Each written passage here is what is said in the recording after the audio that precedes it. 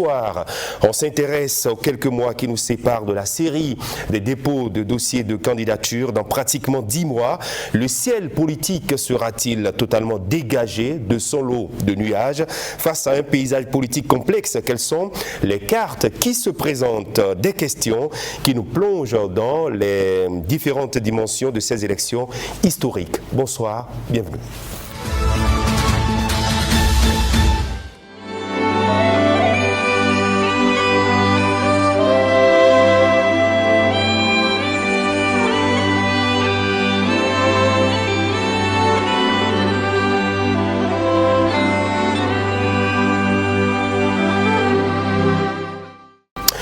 Et voilà, chers messieurs en plateau, voilà qui nous replonge dans cet événement douloureux qui a frappé le corps des analystes sociopolitiques. C'était en fin d'année 2024 précisément, le vendredi 20 décembre, qu'il nous quittait, le regretté Ahmed Picardy, qui a commencé cette aventure sur le grand rendez-vous avec nous, puisqu'il était à la toute première émission. À cette reprise, nous lui rendons un grand hommage.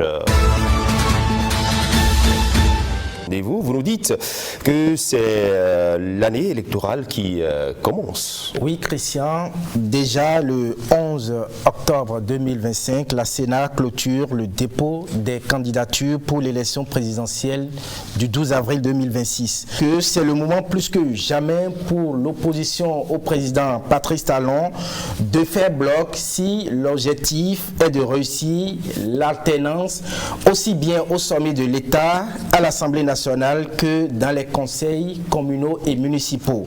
J'indique bien entendu la classe politique de l'opposition qui pendant longtemps cherchait la bonne formule pour aller contre le pouvoir en place, mais ne trouvait pas les mots qu'il fallait. Les candidatures de dernières heures qui viennent changer tout sont aujourd'hui prohibées. Aujourd'hui, l'opposition est beaucoup plus concentrée d'abord sur ces questions politiques et laisse de côté les vraies questions électorales qui les attendent. Lorsque vous observez bien le contexte d'animation de la vie politique, à un an et même à moins d'un an de la tenue des élections générales dans ce pays, il y a plutôt un calme qui normalement doit inquiéter. Nous sommes en toute franchise avec nos invités, deux acteurs militants politiques. Il sera question avec eux du tournant politique qui nous mène aux élections générales de 2026. Quel regard ont-ils de cette année dans laquelle nous sommes?